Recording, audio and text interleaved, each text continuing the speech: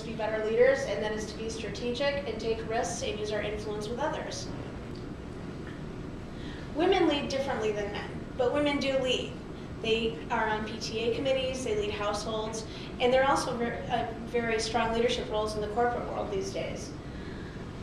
Women lead more cooperatively than men. They tend to collaborate rather than compete, listen more than talk, and use relationships over muscle to influence.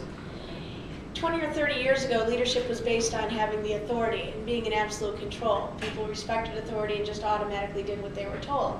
Today, workers need to buy into what they're being asked to do. They want to know what's going on and why they're being asked to do it and how it affects them. Because of these evolving worker attitudes and values, that means that maybe men can learn a thing or two from women about leadership.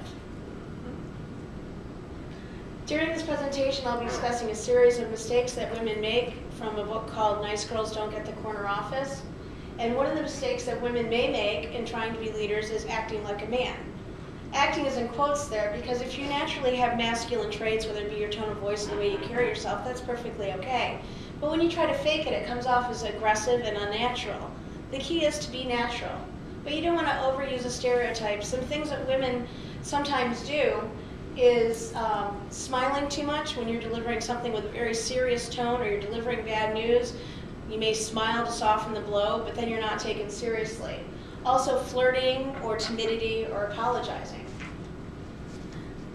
The first point that I have for ways that women can be more effective leaders is to be strategic. And strategy is defined as creating a vision for the future and developing a systematic method for achieving it. You need a vision and a plan. I have some examples of women that had a vision. Mother Teresa, for example, had a vision to care for the poor. Gloria Steinem had a vision to get women involved in politics and help them achieve equal rights. Anousheh Ansari was the first female private space explorer, and I was going to talk to her about her just a little bit because I don't think anyone's heard of her before. She quotes Gandhi and says, "Be the change that you want to see in the world." And she is trying to help bring about radical technical change globally. She co-founded Prodea Systems, whose goal is to bring the internet to all people everywhere. And she's also sponsoring an award worth $10 million for the first group to launch a relaunchable manned spacecraft. Now, you want to think about what your vision is, and yours doesn't need to be quite so grand as that, but if you don't have a vision, nobody will want to follow you. The second part of being strategic is having a plan. You've done this before. For example, your vision is to lose 10 pounds. So your strategy is, okay, I'm going to make a meal plan, I'm going to set up an exercise plan, and as you go, you evaluate your progress and analyze the results. Strategy establishes direction, and tactics are the specific details that help you get to where you want to go with your vision. Vision without a plan is daydreaming. You also want to be realistic about what is possible, but don't limit yourself too much. Take calculated risks. One mistake that women may make in being strategic is needing to be liked. You do need to be liked because people have a hard time respecting somebody they can't stand, but you also need to have a level of respect too. If you try too much to be liked and be all things to everyone, then you get nothing accomplished. Another mistake women may make is polling before making a decision, making sure you get everybody's opinion and everybody's input. And in some situations that's called for, but at other times you need to be able to make quick and decisive action. And if you're unable to do so, people will not see you as a leader. This is a picture of Ann Richards. She was the governor of Texas from 1991 to 1995. She revitalized the Texas economy. Their economy grew while the rest of the U.S. has shrank. She reformed the prison system and generated funding for schools. She was known as being charismatic, well-liked. She had an ease with the public and a good sense of humor. But she was also very independent, to the point of some people calling her stubborn, and she was very decisive. And she said, to be an effective leader, a woman must know what she wants and where she is taking everyone else. And that's having a vision and a plan. Studies have shown that women are less willing to take risks, but I disagree. I don't think that's true. I think women take risks all the time. Some examples are getting married, or buying a house, or expressing a contrary opinion in a group of people. Without risk, there's no chance for growth. And here's some examples of women who are risk takers. Wilma Mankiller was the leader of the Cherokee Nation, and she was not welcomed in that position at first men resented a woman being in charge. She had her tires slashed, she had received death threats, but she went about with what she wanted to do and accomplished her vision, which was to bring self-sufficiency to the Cherokee people. In the process, she also inspired hundreds of Cherokee women to pursue positions of leadership. Harriet Tubman risked her life to help thousands of slaves to freedom in the Underground Railroad. And Sharon Watkins was vice president of Enron, and I'm sure everybody's heard of that debacle. There was what was called a county irregularities. Basically, thousands of people lost their money because things weren't being done ethically and properly. She spoke up to the then CEO, Kenneth Lay, and she even testified before the House and Senate about what was going on in the company. She risked her career to do the right thing. And she was named one of Time Magazine's 2002 Persons of the Year, along with 2 other female whistleblowers. Today she enjoys a very successful career speaking on ethics and leadership all over the world. As I mentioned before, there's risks that you've taken already. Coming to Bidwell is a risk. A lot of you risked 5 months worth of income to come to school every day in the hopes that you would have a better career when you finished. Getting married and having a baby, sometimes you're risking your future, but it's to get even greater rewards. There's ways to take risks at work, not just in your personal life. For example, if someone makes a mistake at work and their head's on the chopping block, but you know that they provided great value to the company in the past and you believe that it was a one-time mistake, you might speak up for them. Another one is being the other voice, being the voice of a dissenting opinion or an alternative opinion in a meeting, or refusing to do something unethical. Personal example I have of that is when I worked in a particular restaurant, we kept waste sheets or waste logs, that all the food that had to be thrown away. And one night we had a particularly large amount of food that needed to be thrown away because we made too much. And the manager asked me to lie on the sheets. Well, I had to put my initials on those sheets.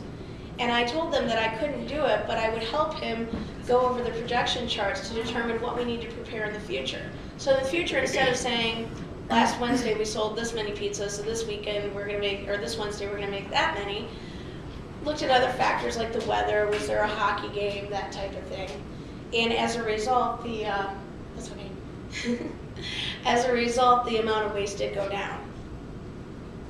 Now when you take risks, one thing you're going to use is your intuition or your gut instinct, but this isn't some magical, mystical woman thing. It's actually based in fact. Your subconscious filters observed behaviors, information, and past results, and the result of that is the feeling that you get of intuition. Now after you have this intuition, you need to use your rational mind to come up with conscious rationale so that others can have confidence in your decision as well.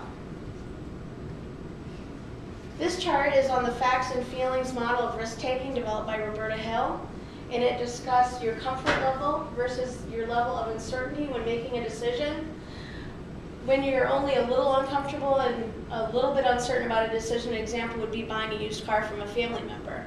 Now, buying a used car is always a risky undertaking, but when you're buying it from a family member, hopefully you have a good relationship with your family and they'll back you up should there be any problems with that. So that's kind of status quo, that's in the safe zone. A calculated risk would be something like coming to Bidwell. Faith and trust would be something like getting married. Now some people would consider what Sharon Watkins did at Enron as utter insanity. She risked her entire career, she had absolutely no confidence that anything would come of it, and she may never work again, but it paid off very well for her in the end, and she took that big of a risk because she had to do what she felt was right. Go ahead. Not every risk is a success, so here's what to do when you fail. The first thing is to acknowledge the failure. You have to acknowledge it, you can't pretend it didn't happen. Something along the lines of even saying, well, it didn't work, but it was certainly worth a try, helps others maintain their respect for you. Critique and learn from it. Just as you analyze your progress as you go when you're being successful, you want to do kind of a post-game review of what happened and what went wrong. Thomas Edison discovered thousands of things that did not work before he went on to the inventions that he did. Stay away from blame. You're the one who took the risk. You can't blame other people for what happened. On the other hand, you don't want to blame yourself too much either. The act was a failure. You are not a failure.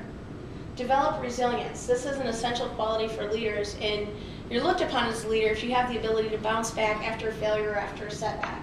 And keep taking calculated risks. A mistake that some women may make is refusing high-profile assignments, not wanting to take the risk of flubbing the assignment, but then there's no chance for promotion or growth if you're not willing to take on these projects. Certain things you can take on is a big report, maybe one that's going outside of the company or to clients, or volunteering to give a presentation like we're doing today.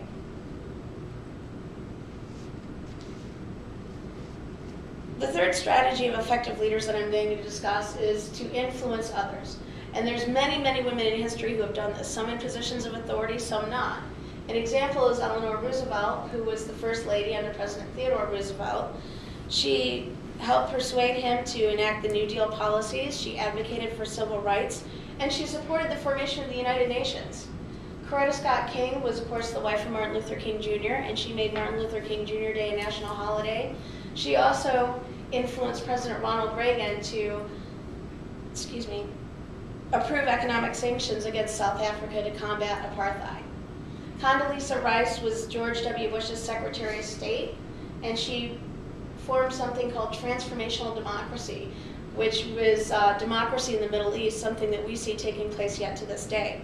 She also chaired the Millennium Challenge Corporation's Board of Directors, which is an independent foreign aid agency that's trying to fight global poverty. You use your powers of influence all the time. Sometimes it's influencing your children to go to bed, or right now writing resumes and cover letters to influence an employer to want to call you in for an interview. One of the key factors in influencing others is the communication style that you use. Sometimes we have a tendency to pad our opinions with extra words and qualifiers. That way if somebody rejects our idea, it's not so bad, and that way we don't feel like we're coming off as pushy. But what you really need to do is what Tom Henschel calls headline communication. And the first thing you say out of your mouth would be your headline. That's getting to the point, your main point, what your conclusion is, what you want that person to take away, or what you want them to do. And then succinctly support it with 2 or 3 supporting points.